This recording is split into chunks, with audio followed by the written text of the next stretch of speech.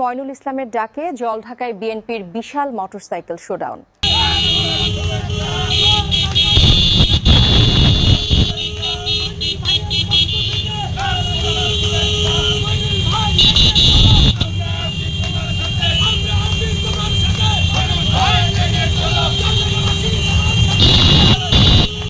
বিএনপির ত্যাগী, পরীক্ষিত, নিষ্ঠাবান ও নিবেদিত প্রাণ নেতা এবং নীলফামারী জেলা বিএনপির আহ্বায়ক কমিটির সদস্য মইনুল ইসলামের সাময়িক দলীয় নিষেধাজ্ঞা প্রত্যাহার উপলক্ষে জলঢাকায় বিশাল মোটরসাইকেল শোডাউন শুভেচ্ছা র্যালি অনুষ্ঠিত হয় ১৭ নভেম্বর ২০২৫ রোজ সোমবার বিকাল ৪টায়।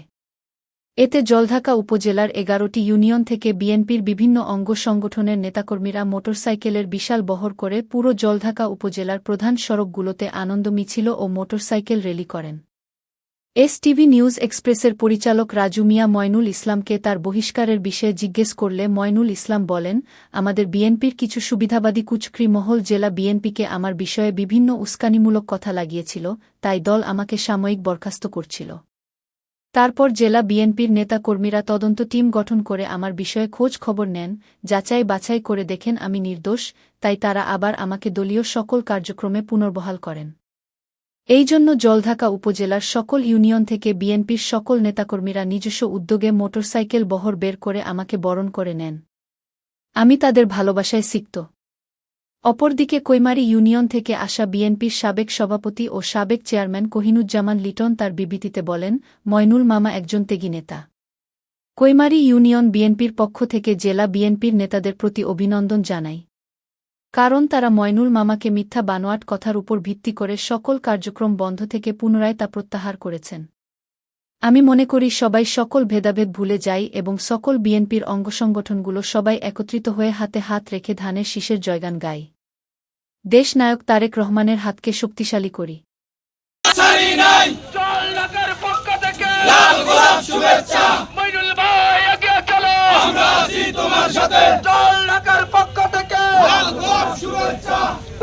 নেতাকর্মীরা প্রধান সড়কগুলোতে মিছিল বার করেন। সুপ্রিয় দর্শক, এই মুহূর্তে আমি অবস্থান করতেছি নীলফামারী জেলার জলঢাকা উপজেলার 0 পয়েন্ট মোড়ে। জলঢাকায় বিএনপির ত্যাগী, পরীক্ষিত সৈনিক, সৎ, নিষ্ঠাবান ও নিবেদিত প্রাণ ময়নুল ইসলামের সাময়িক দলীয় কর্মকাণ্ডে নিষেধাজ্ঞা প্রত্যাহার উপলক্ষে জলঢাকায় শুভেচ্ছা র্যালি এবং আলোচনা সভা অনুষ্ঠিত হয়। এতে জলঢাকা উপজেলার প্রত্যেকটি ইউনিয়ন থেকে আসা বিএনপির নেতাকর্মীরা মোটরসাইকেল বহর শেষ করে এখানে আলোচনা সভায় যোগদান করেন এবং ময়নুল ইসলামকে ফুলেল শুভেচ্ছা জানান। বিভিন্ন ইউনিয়ন থেকে আসা নেতাকর্মীদেরকে জিজ্ঞাসাবাদ করলে তারা বলেন, ময়নুল ইসলামের নামে কিছু কুচক্রি মহল নীলফামারী জেলা বিএনপিকে উস্কানিমূলক কথা লাগিয়েছিল, যার ফলে ময়নুল ইসলামকে প্রত্যাহার করেছিল সাময়িকভাবে। কিন্তু তদন্ত কমিটির মাধ্যমে তারা যাচাই বাছাই করে দেখেন ময়নুল ইসলাম নির্দোষ। তারপরে তারা আবার সেই নিষেধাজ্ঞা প্রত্যাহার করেন।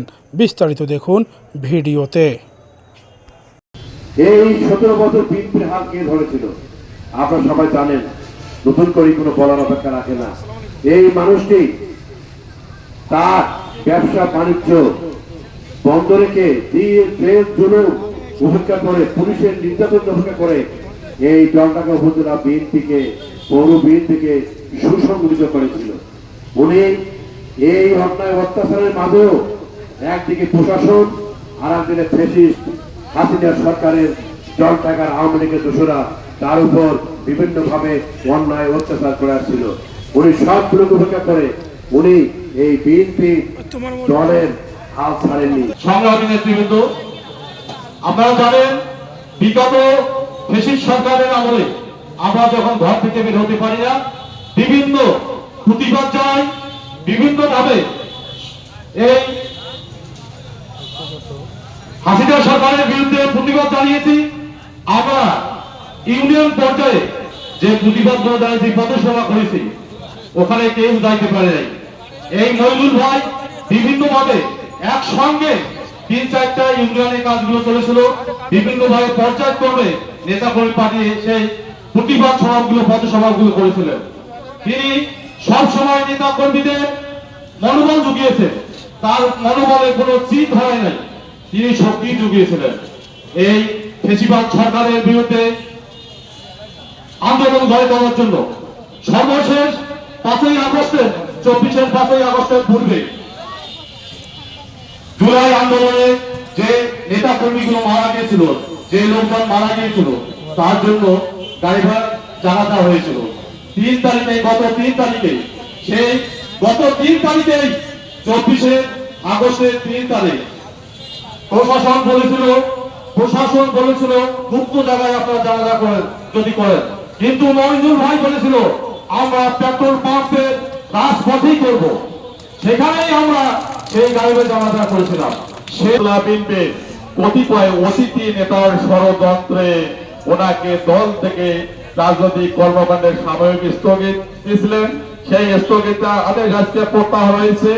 এই কঠিন সময়েও তিনি ধৈর্য হারাননি, মনোবল হারাননি, কারো উপর বিদ্বেষ পোষণ করেননি, বরং দলের আদর্শ, শহীদ রাষ্ট্রপতি জিয়াউর রহমানের স্বপ্ন, দেশ নেত্রী বেগম খালেদা জিয়ার গণতন্ত্রের উপর রাস্তা দিয়ে চলেছেন।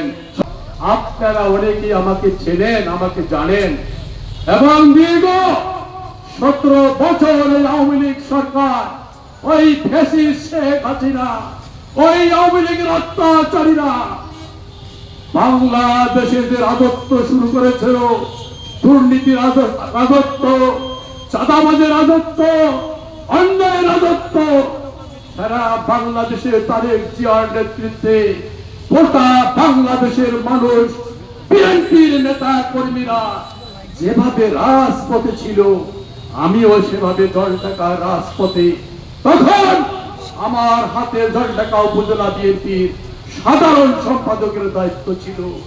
আমি পালন করতে সামান্যতম পিছু পা হই নাই। ওই পুলিশের হুমকি ধামকি, ওই থানার ওসি সাহেব, ওই আওয়ামী লীগের হুঙ্কার পিছু পা করতে পারে নাই। জলঢাকা রাজপথে আন্দোলন চালিয়ে গেছি। আপনারা সাক্ষী, আপনাদের সাক্ষী। এবং আমাকে কারাগারে পর্যন্ত নিয়ে যাওয়া হয়েছে। কারাগারে, ওই জেলখানায় আমি মুক্ত হয়েছিলাম। আবার সেই জেলখানার গেট থেকে আমাকে আবার অ্যারেস্ট করা হয়েছে, আবার জেলখানায় আমাকে স্থানান্তর করা হয়েছে, জেলখানায় আবার আমাকে অর্পণ করা হয়েছিল। কিন্তু আমার নেত্রী খালেদা জিয়া, কিন্তু আমার নেতা তারেক জিয়া, আমার নীলফামারী জেলার নেতা তুহিন চৌধুরী, তাদের অনুপ্রেরণায়, তাদের সাহসে এবং ওই আওয়ামী লীগের দুর্নীতি, অত্যাচার, ওই নির্যাতন, ওই মামলাবাজ ভরপুর শেখ হাসিনার বিরুদ্ধে আন্দোলনে সামান্যতম পিছু পা হই নাই। আন্দোলন চালিয়ে গেছি যতক্ষণ দায়িত্বে ছিল। আপনাদের স্মরণ করার জন্য শুধু এতটুকু বলা, সংগ্রামী সাথী বন্ধুগণ, আরেকটি দুঃখের কথা বলবো। জলঢাকার আজকে এই 0 পয়েন্টে দাঁড়িয়ে ওই সামনে রঞ্জু ভাইয়ের দোকান, ওই রঞ্জু ভাইয়ের দোকানে আমার রক্তের দাগ আজও আছে। আমার হাতের ডান পাশে কঠিন আঘাত, 10-12টা সেলাই ছিল। সেই জলঢাকায় আজকে ব্যবসায়ী সমাজ, সুধী সমাজ, শিক্ষিত সমাজ, আপনারা আমাকে জানেন, চেনেন, কিন্তু আজকে জলঢাকায় বা সারা বাংলাদেশে যখন শেখ হাসিনা, তারেক জিয়ার নেতৃত্বে, বিএনপির নেতৃত্বে আন্দোলনে দেশ সারা হয়েছে, আমি বিএনপির নেতৃত্ব দেই। আমার বিরুদ্ধেও সারা দেশে যেমন বিএনপির বিরুদ্ধে ষড়যন্ত্র হচ্ছে, জলঢাকাতেও গুটি কয়েক শয়তান বাটপার টাউট আমার বিরুদ্ধে ষড়যন্ত্র করা শুরু করেছে। জেলা নেতৃত্ব সেটা তদন্ত করেছে, তদন্ত করে সম্পূর্ণ মিথ্যা পেয়েছে, সম্পূর্ণ ষড়যন্ত্র পেয়েছে।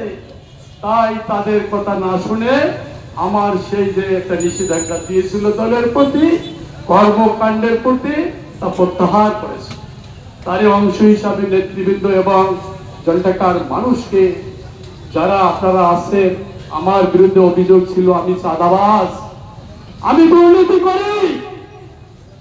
আপনারা জলঢাকার মানুষ, আপনারা শিক্ষিত সমাজ, আপনারা ব্যবসায়ী সমাজ, আপনারা শ্রমিক সমাজ, কেউ সাক্ষী দিতে পারবেন না আপনারা মইনুল সম্বন্ধে জানেন, কিন্তু শয়তান টাউটপাটপাড়া আজকে আমার জন্য তাদের শয়তানি, তাদের টাউটপাটপাড়ি অনেকটা বন্ধ করতে পেরেছি।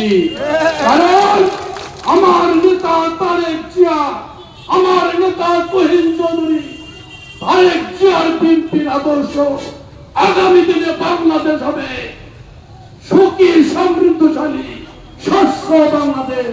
এই স্বচ্ছ বাংলাদেশে কোন টাউটপাটপাড় শয়তানের জায়গা হবে না। তারেক জিয়া নেতৃত্বে বাংলাদেশের মানুষ আগামী দিনে বাংলাদেশকে দেখতে চায়। আর তারেক জিয়া বিএনপির নেতৃবৃন্দকে, গোটা দেশবাসীকে আশ্বস্ত করতেছে, কোন সন্ত্রাসী, খুনি, কোন চাঁদাবাজ, টাউটপাটপাড়ের স্থান বিএনপিতে হবে না।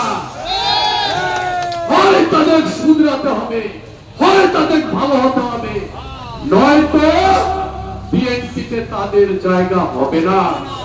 তাই আমি অনুরোধ করবো আজকের এই সভা থেকে, বিএনপি দ্বারা আমরা করি, আমরা করতে চাই, বিএনপি করার আশাবাদ ব্যক্ত করতে চাই। স্বচ্ছ রাজনীতি করতে হবে, সৎ রাজনীতি করতে হবে, সঠিক রাজনীতি করতে হবে।